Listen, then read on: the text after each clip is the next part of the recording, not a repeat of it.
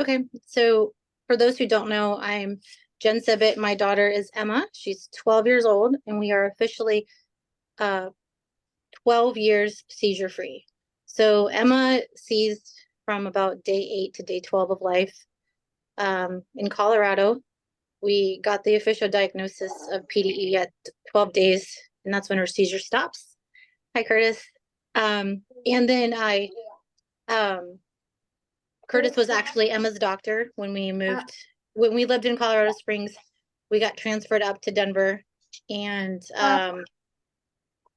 they became Emma's primary metabolic doctor. She's so cute.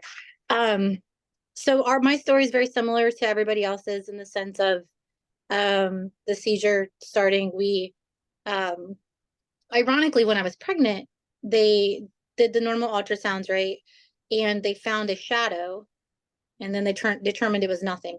It actually was her cisterna magma that was a little underdeveloped, which we know now it's okay, but it was maybe could have been something that led to an earlier diagnosis. But and then when I had her full term C-section. We were in the hospital for 3 days afterwards. We went home for a couple, and her first symptom was that she projectile, like from a cartoon, like a hose, vomited. So we went to the ER because I was afraid of dehydration. I'd never seen anybody vomit like that. We got treated for that. We left. The next day, I noticed she didn't have a bowel movement. And now I'm like, what, 6 days postpartum, and I'm a hot mess. And so we um, called the on-call doctor again. We're doing all the things to get the movement to happen. And we get to the ER, and I should have went in. We checked in. She had her movement, so we went home. But she seized that whole night. Now I know, because they don't teach you what baby seizures look like or what they could look like or whatever. And so the next day we went in, because when I tried to change her clothes, she went completely limp. She didn't cry, all the things, right? So we went in, and that's how I could tell the severity of the situation. Every doctor kept coming in, and her blood sugar was at a 16, so she should have been in a coma. Her blue eyes turned black. Um, they made arrangements for her to go up to the NICU. She should have went to the PICU because she was, outside of the hospital, but they let her go to the NICU. All the tests, all the theories. It was her neurologist, the only one in the Colorado Springs area, that decided to try the B6 twice. Because the first time they gave her the IV of the paradoxine, it did nothing for her brain activity. So they were moving on to something else. But on a whim, or maybe he knows people or had an idea, but we tried it again, and her brain activity went back to normal. So then it was then that they knew that it was PDE, and they made the calls up to Denver where we were transported. Um, so that's the very short version of our story, and she's been seizure free since that second dose of paradoxine. Um, Emma is, in fact, I believe she's patient 1 of the triple therapy, and she, like I said, our story is a little different because we started counting milligrams of lysine, because lysine is what's toxic to the brain. Um, and so I have these food logs. So I brought show and tell stuff of everything that's entered Emma's mouth from birth until about 4 years old. And I weighed everything. I weighed and wrote down everything. So we're talking like when she was 9 months old, she had 10 grams of oatmeals with bananas, 20 grams of apples with cherries, like baby food. So very detailed food logs, but this is how I got my head around it. I realize not everybody does that, and I can still ramble off the amount of lysine in tons of food, so I can look at it and say if it's going to be a high day or a low day. As she's gotten older, or I guess I should back up. Can I ask you a question? Since you were tracking things so precisely, did you notice differences in those high days and low days? So not really, as long as she was still getting her arginine in. It was a lot easier to get her to get that in when she was littler, because she just took it, right? When she started getting like legit taste buds, that's when it became hard. And I could notice uh, a slight difference in the arginine. It was never with the food, it was always with the arginine intake. Um, but we kept track of the food because when we would do the labs, when she was probably, I think her first year, we did weekly labs. And so we would balance that with the food. So if her numbers were low, we could say, oh, she's not getting enough lysine. So they would give us a little bit more. Um, and you know, a little bit goes a long way when they're littler. So as we've gotten older, I will say that the balancing act is there's a little bit more of a balancing act, right? But with the so we just kind of figured out what works. It's overwhelming, a lot of meal prepping, a lot of figuring it out, a lot of eating the same stuff over and over again, right? I mean, they are still normal children. I hate that word normal, by the way. But so they don't mind eating the same stuff over and over again. But we had some pretty amazing nutritionists that worked with us, and they were very clear on some things that I think has made our journey so much easier. One is they told us to never apologize to her for the things that she can and can't have, and to be very clear, because she's not a vegan. Our kids aren't vegans. Our kids are modified vegans, right? They get X amount of food, amount of protein or lysine per day. And however you get that in is however you get that in. So we don't apologize. And we didn't change our eating styles, right? We made it very clear it was a yes, no, or no food, kind of like an allergy. The comparison that was made when Emma was younger was that like type 2 diabetics or type 1 diabetics for kids, right? You don't apologize for what they can and can't have. It's just it's just who they are. It's fine. And so we've never done that. And then she's very clear. We started very young with like when we would be cooking breakfast, right? If we were making eggs for the family, we'd be like, this is a no-no food. But then we would have a piece of toast. And I'd be like, you can have a piece of toast. And then also when she was younger, we did a lot of the fake food, right? From the PKU site to kind of see if that would stick. It did for a little bit, but then it became kind of annoying. And the nutritionists and the doctor teams were very understanding in the sense of at some point you have to do what's right for your family, right? Like I told you, the fighting about the formula. If Curtis was still on the call, he would probably tell you that every time that we would go up there for our appointments, that was the topic of conversation. Was did she drink it? Nope. She drank half of it, but she didn't drink it all. And there's times that I'm embarrassed about how I acted to try to get her to drink it. And then eventually, like I said, we had that conversation of like, sometimes I just threw in the towel. Like when we'd go on vacation, I didn't want to fight with her about drinking arginine. I wanted to have a good time. And then as we've progressed through counting as a baby, counting the food, because the baby stuff, I know it seems so overwhelming because I think I have one of the older kids, but but as you get older or as they get older, it gets a little bit more comfortable and stressful at the same time, right? So it's kind of ironic we're talking about this. And I know that I'm jumping around. So anybody who has a question, just ask it. But so my daughter's 12, right? She is about to go on her first 6th grade overnight camping trip thing. And I'm going to, but I'm reaching out to the camp to find out what they're serving so I can bring my own food to match, right? And I always do that. I never ask for an accommodation. I just want to bring the stuff that my kid doesn't feel left out. So I'm doing that. We're also, this sounds very bougie, so I apologize. We're going to Hawaii at the end of May, and we're going to a luau. Well, Hawaiians and luau's are typically about the meat, the stuff, and their vegetarian vegan option is a big thing of tofu. Well, that's not worth it. She wouldn't be able to eat for 2 days if she ate that, right? So spent the last 3 days talking to them, trying to get them to not accommodate, but allow me to bring something in. But they are going to accommodate me. And so they're going to make her a bowl of pasta, which I didn't ask for, which I think is super wonderful because now I don't have to worry about it. But I do spend a lot of time now making sure that she doesn't feel left out because of her condition, right? So she thinks it's funny because she had no idea all this stuff was happening in the background. She just showed up and food just magically appeared. But even when she was younger, right, before we moved into more of the normal grocery store foods, I would bring my own cupcakes to birthday parties, right? Like I did the special cupcakes, the vegan, the whatever. And now we do regular cupcakes because if you look at when you bake an entire box of cake mix, it turns out to be like 1 gram of protein per cupcake. That's nothing compared to when you get 34. They'll take that all day long. So, and she knows if she she's old enough to know, because we've kept her involved in the process, to know if it's too much. She'll give me the look. She knows what to do or whatever.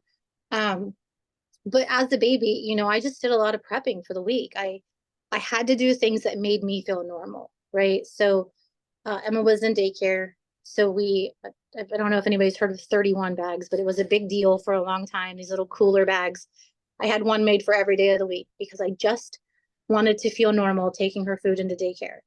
And I know it's a mental thing, but it took some of that stress away. Um, and then, like I said, it gets easier because they understand it. But the stress is still there, right? Because but we've just worked really hard at setting very clear expectations and boundaries on her. When she was younger, like toddler age, they all like to share things, right? So we were very clear, like, you can't take food from people and you don't get to share, because when I would send food in, if she didn't eat it, they sent it back, because then that meant she got a bigger dinner, right? So I I put it on her. I was like, listen, you can't take food from people and you can't give away your stuff. And so she's been very good about that too. But again, it's involving the entire family in the process, and then just not apologizing, and then doing what works for your family, because it's exceptionally overwhelming at times. And but it's doable. So I I have a ton of food ideas and options. If you guys want to talk about more specific stuff of what I've done to match our food, but to have my food and her food, right? Protein's important for me. I'm not getting any younger. So I need protein, whereas it's terrible for her. So I I like was last gonna night. ask, how much protein can she have a day? So right now, ironically, I never thought we'd get this high, but we're up to 34 grams per day. So that's actually Crazy. pretty a lot, right? I thought we would Yeah. top out at 21, but her numbers have trended well, and she's still growing, right? So they got her up to 34 now. And it was a big deal. That's We like celebrated when she got her extra 2 grams last year. Yeah, so like I was driving, I was doing school drop off when the milk conversation was happening. And yeah, so Jackson gets 145 grams of cow's milk in his formula. And like that's been my thing. I'm like, he's only allowed 4 grams of like the counted protein a day. And I'm like, I'd rather him have like less cow's milk and be Yeah. able to eat like some more food, like goldfish, like his brother or whatever. But they look at it as like the cow's milk is his like medication. And I can't answer that. I just know that, like, you continue to advocate, right? If that's not Yeah. going to work for how old is your son? He'll be 2 in July. Why can't he have goldfish? Like, my goodness. So Like, like he can because he's only allowed 4 grams a day, but I I would know, but rather that him like counts as so half many for the him. Yeah. like 10 goldfish is a gram of protein. Yeah. I mean, and So I sent this with Emma to lunch today. right. She gets one of these every day with lunch, and And the that's pack like has four. And this is his yeah. whole day. Yeah. Yeah. So if you say you were like a little bit under one day, would you like make up those proteins the next day? Oh, yeah. So Okay. like when we go on Okay. vacation this year, and I've always played the numbers, if you will. When she was younger, like when she was a baby, I probably didn't as much because it was so much easier to control with baby food Right. and stuff like that. But I definitely play the numbers now, right? Like there's some days when we're families in town and they want to go have pizza, and then we end up at a spaghetti place and we have ice cream. Then the next day I'm like, Emma, we're eating a ton of vegetables today. She's like, okay. So we Right. definitely play the numbers. We Okay. just try not to be super over all the time or super under, right? Like, so when Right. we go on this vacation, um, I'm not gonna, I'll be like, maybe let's just have avocado versus avocado toast. But I'm not gonna be like, no, you can't have that third piece of pizza on this vacation. Like, you can eat whatever you want. We're gonna make it work. Yeah, that's kind of like if we're going out for dinner, I'll give him like no protein in the day and then like let him have plain pasta noodles at a restaurant and not bring the Right. scale. Cause I'm like, Right. but okay, that makes me feel better. Well, so, and I will tell you, to make you feel better, I carried the scale around for the longest time. Like, Did so you? yes, my scale was in my purse at all times. So Yeah. you get the weird looks, you get the like, why is your, because everybody just assumes they're on a diet. You're like, it's not that simple. Yeah. But yeah, I did it too. Okay. You'll eventually, and I know I never believed them, but eventually you'll be able to look at it and just know. Right. Yeah. Now I know the goldfish. I'm like, okay, 10 goldfish is a gram of Right. protein. Yep. Okay, that makes sense. Thank you. Yeah, of course. But if I were you, I would definitely advocate because again, like I will say that Dr. Coughlin, Dr. Van Hove, and our nutritionists were very clear on, yes, these are the recommendations, right? Like this is what we're saying is the ideal best situation, but we don't live in your house. We have no Right. idea what's working for your family. So, so you just have to be more clear about what you need or what you want. Like, is it when you progress to maybe lowering the milk to give 2 more grams of protein, just so that way you can integrate more food into his daily life. Like, and maybe that's where it starts. But yeah, we definitely didn't do cow's milk. Right. Yeah, and like we're pretty lucky being in Canada. Like we get a lot of his food like covered from like there's like a store in Quebec, so like it's actually like protein free food, and we get $3,000 a year. Nice. So that is really nice, but I worry because the nutrition labels are like 1,000 feet long. I'm like, what is he putting into his body? Like it's not even English, half of the stuff that's Yeah. on that food. And I'm like, Unfortunately, I gave up on some of that stuff. Like you gotta, and it tastes horrible. yeah, So I was like, I'd rather be able to have like a little bit more protein and be able to buy like gluten-free noodles from the store that caution are you less though, in protein. gluten-free are typically more protein. Really? Take a look at the labels because like the Barilla noodles, Oh, their normal noodles are less protein in them. 56 milligrams of noodles equals 8 grams of protein, right? So it's a pretty healthy portion of noodles. And so, okay. but I found that the gluten-free tends to be higher. Interesting, because I just assumed because I found the gluten-free crackers are like no protein, like the Mhm. Breton ones. But okay, I hadn't looked at pasta, so that's good to know. I don't want to give dietary advice or anything, but one thing I will say is that Great Ormond Street, and Marjorie is obviously one of the dietitians that wrote the latest guidelines on PDE. So you should hopefully know, but she tells us to discount any cereal-based protein by about 60, it's like a third off basically, because cereal-based proteins are lower in lysine than other proteins. So anything like oats, bread, anything with wheat, any cereal-based protein, we don't count if the if it works out to 1 gram, we record it as 0.6 grams, because there's a lower lysine content when we're trying to calculate Jack's daily intake.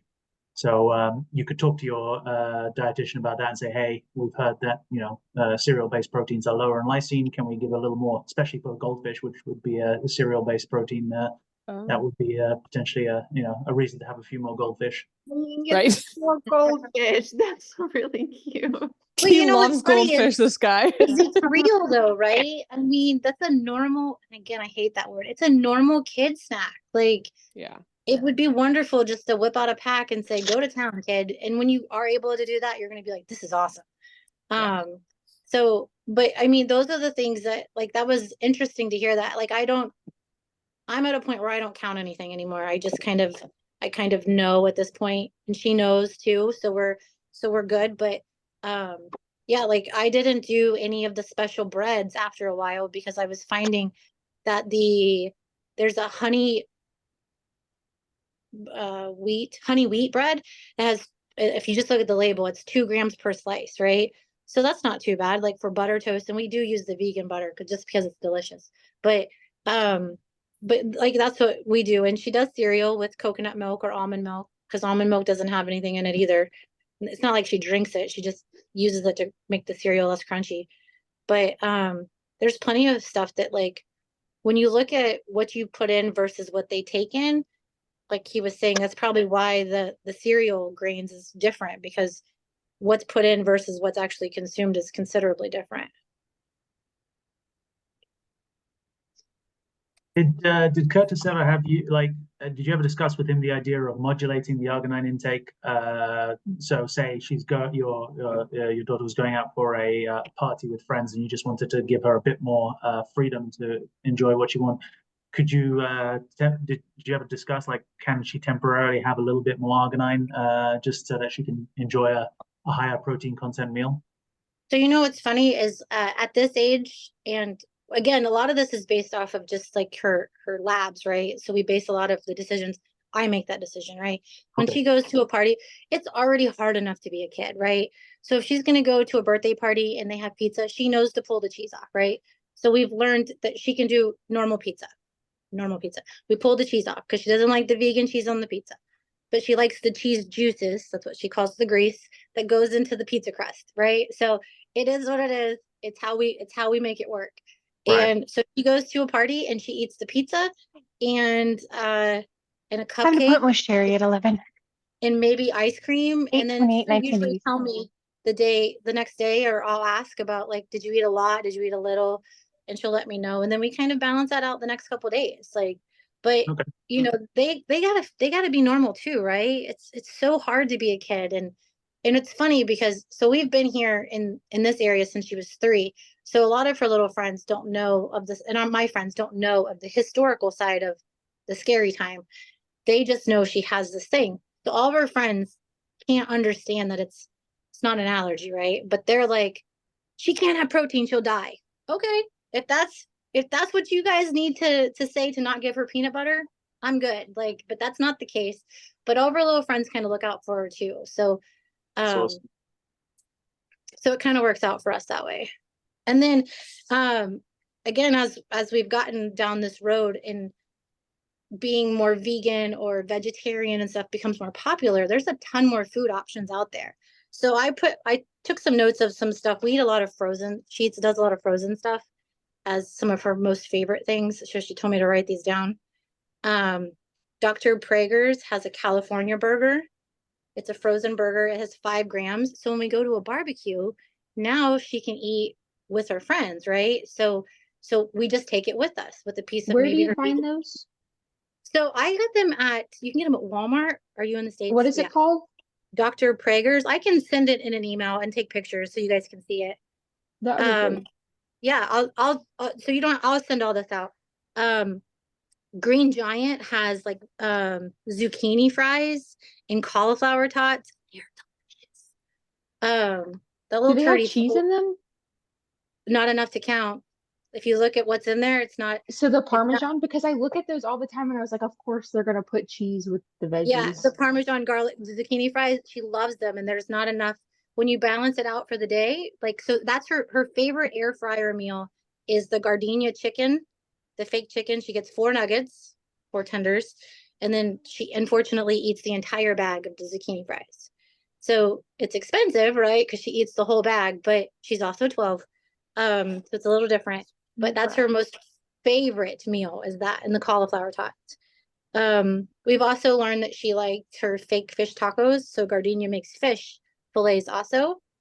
And so we put that in the air fryer, chop it up with some lettuce and a tortilla, and she gets her fake fish taco. So she gets to have taco day with us. And then Amy's makes a veggie pot pie. And it only has, I think, like 7 grams of protein for the entire pot pie. So, which I know for some of you sounds like a lot right now because you're not there yet. But what I'm telling you is when you get more, there are more food options that you can incorporate into your daily thing and kind of match your meal. Last night we did taco bowls and we did it with white rice. I took one of the Dr. Prager's burgers and I cooked it and then I added taco seasoning and stirred it so it became like taco meat. And then she had added some pico de gallo, which she loves, her vegan cheese, and some guacamole. And she thought that was the best thing on the planet. She loves Taco Bowl Day. When we go to Mexican restaurants, she orders tortillas, avocado, and pico de gallo, and the rice, and makes her own tacos. So I guess I'm sharing this with you guys to show you that there is light at the end of the tunnel to feel some more normalcy when you get to be a little older or when you get a higher number of grams of protein. I've struggled going from having such little protein to now being allowed the 16 grams, 16 to 19, whatever it is, grams a day. So this is very helpful. Thank you. So it's hard because you're so used to being so like you Like can't have zero. that. Yes. And then she Yeah. likes the food that give me this, and I need her to eat things that don't. So that transition and like showing her new foods has been hard. Mhm. So what did you do with that? Because sometimes even if you're weighing out and counting proteins, they don't necessarily always eat what you give them. Right. So like did you weigh out what she didn't eat to like I did when she was younger, yeah, because Okay, I I would can't do that notice. mentally. No, and what I would do is I would just look at it and be like, oh, she only ate about half of, Okay, like, so it wasn't ever a precise thing, right? And a lot of that's going to go back to your labs and all that other stuff. But what so I'd be like, oh, if it was her high thing for the day or like her meal and she only ate half of it, I'd be like, well, since she only ate half that grilled cheese, that means she gets a bigger dinner, right? So I'm going to give her a little bit more pasta or something okay. that she does like. So yeah, because they're still kids, right? There's going to be time. Emma used to love broccoli. She freaking hates it now, but she Well, loves some just cauliflower. offering the new foods is hard too. One, it's really expensive if you stay in Mm-hmm. town. Trying Yep. foods that they won't eat any of. Oh, I've wasted So, thousands of dollars on food thinking, yeah. yes, this is it, and it was not. Oh, she can have this, give it to her, and they like throw it on the floors. Mm-hmm. Okay, that You're makes not me feel alone. better. You're not alone. I remember when I found a vegan roast thing, the Boca thing, and I was like, oh my gosh, like I can give this to her for Thanksgiving, right? No, that was We're an so epic. excited, and they're like, "Give me the noodles." Yeah, she was like, I'll just take those mashed potatoes over there. But this is Yeah. stupid. She wanted, and she used to because she's so afraid to hurt my feelings because she knows that we're so excited. So she'd be like, oh, this is really good, but I just don't want any more. And I'm like, honey, you can Ouch. say you don't like it. It's okay. Like I get it. It's fine. Yeah. Yeah, but we've found plenty of ways to kind of, so when I made that taco bowl for her, right? So on mine, I had actual chicken, which she's starting to help me cook now, right? Like my chicken, and then I added black beans, and she knows that she can't have that. So like her pico, where I have black bean and corn salsa. So we had our two little bowls, and but she felt like we were eating pretty much the same dinner. We don't do that all the time, but it is kind of fun. And then we just discovered, um, because I think the key to getting them to eat this stuff, even when they're younger, is have them do it. Have them get a fake knife and have them chop it up or throw it in the bowl or whatever. So we started making, because marinara sauce is actually really high in protein if you look at the label for per cup.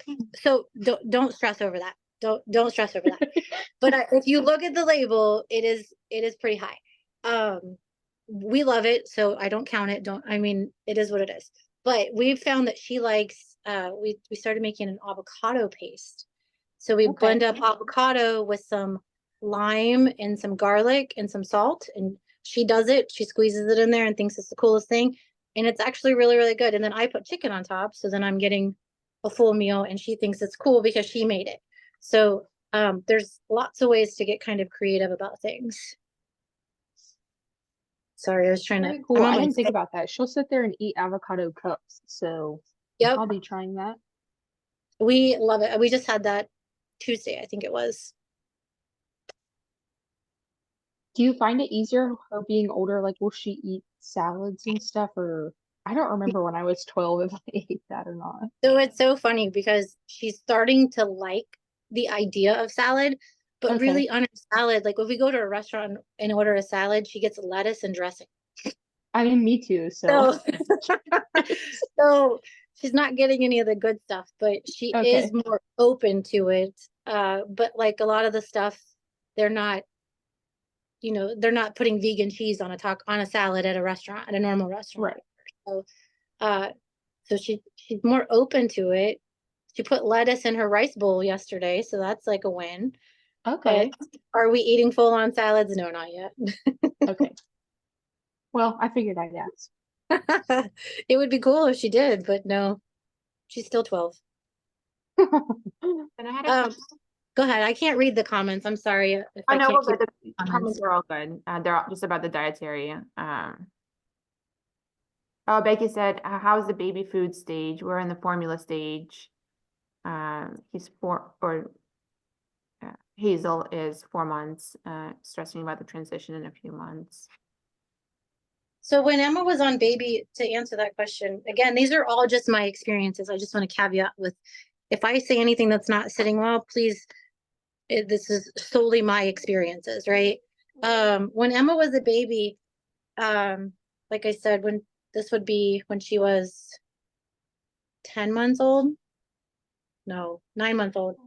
So they actually told us, I have a thing right here. She had 14 grams of chicken noodle, like as a baby step food, right? You know, those steps of baby food. And they did that. She only got a little bit, but they did that for a texture purpose. So she had the texture of the chicken. But we did, you know, we just measured it out of the sweet potatoes, apples. She did a lot of the same things, rice with fruit. So I just kind of measured it out. But like I can hold this up if you guys can see, but it's very long for the day. But again, I was counting milligrams of lysine, and we just used like the Gerber Graduate Foods. I thought I was going to be that mom that made my own baby food, and then I didn't, because I didn't. So we just kind of waited out, and I had these cute little like containers, like little rubbery bottom containers that made it easier for them to scoop it all out when they were feeding, like if somebody was feeding the baby or whatever. But that's how we did it. We just used like the food and weighed it out when they were younger. I wish my nutritionist would have done something like that with the transitional baby foods. I struggled really hard with that time, especially because a lot of the baby foods had milk and egg product in it. And at the time, I didn't think that she was allowed to have that because they Yeah. told me in no way, shape, or form to have those things. So she struggles with texture. And it's hard because she's only eaten such specific things for so long. So I find I'm struggling with that too. Sometimes she'll just spit it out of her mouth. And she'll be So I 3 in wonder if you August. could talk to your doctor or your nutritionist to see if there are some things that you can mix in just from a texture purpose. Like I said, she didn't get enough of it to even like really matter. Like of that chicken and noodle stuff. Like of her, like she had veggie chicken and it was 18 grams. So it counted for 17.82 milligrams of her 105 milligrams of lysine. So really insignificant to the Really daily didn't do intake, anything. but it was enough to get her to chew, right? To chew something to get the texture piece. Right. So I wonder if Because there's even something you now, can do. Finley can have the fake chicken nuggets and like the brain that I found, she can have like 3 or 4 of them. Mhm. And the chewing part of it, they're really not bad. I've even tried them Yeah, they're myself. It good. really Mhm. is not bad. I was like back in school, in high school, I was like, these chicken nuggets are better than what they even Right. gave us then. So they're not bad. I think it's just a texture thing. I keep Mhm. offering it, but the bag's like $10. You're right. Well, so and I'm that's like the eating all the scraps just so right. I don't feel like I've wasted it all. As much as you know, when I think you and I talked about having the same meals or whatever, and that Yes. sounds great in theory, but when it comes to some stuff, I don't want to spend $20 for both of us to eat something at home. Like I'd rather go out to Right, eat if I can exactly. do that. So, so I get it. Yeah. So maybe it's something you can ask though, is if there's some things that you can mix in just from a texture standpoint, or maybe you just need to get sneaky with the food. I don't Again, know. I say this with the utmost respect. I don't get a lot of like I've learned more from you than I've learned from anybody. So maybe I'll just do that on my own without really asking Yeah, for because sure. Well, so again, remember, like again, and this is my 2 cents. Our kids are modified vegans, right? They get yeah, X amount of food of protein or lysine per day. However you choose to get that to them is how you choose to get that to them. Can Emma eat a burger? Absolutely, she can. It's probably going to hurt her stomach, and then she's not going to be able to eat anything else the rest of the day. But she can eat it, right? right. 100% not worth it because she's going to be hungry the rest of the day. So sneaking in some things, maybe just to see if she'll chew through it, or if it's something Right. he'll take a liking to. It's probably not a bad idea because as they get older, there are more food options at restaurants and different places. So being able to have the opportunity to sit down together as a family goes a long way. Yeah, and it's hard too because it's really a carby diet Oh if you yeah. really break it down. Very carby. Mhm. So I don't know, maybe I think like growing up in the age that I did being a girl was really hard. And I don't want to feel like I try not to make food her whole life. I try not to make food a big deal at all. Even like when we did Easter eggs, I got little toy cars to put in her Easter eggs Mhm. rather than trying to figure out candy and being like, no, you can't have that. Yes, you can have this, like I don't know. I just don't want to to make her think a specific way about, like an unhealthy way about food. Yeah. Yeah, So, so mine, so we did the same, right? So because you find what works for your family. So Emma, right. we started integrating in chocolate and letting her have it. I don't remember, but she didn't really like it. Which Neither I does wish neither does I Tom. wish I could not like chocolate because I'd be Me awesome. too.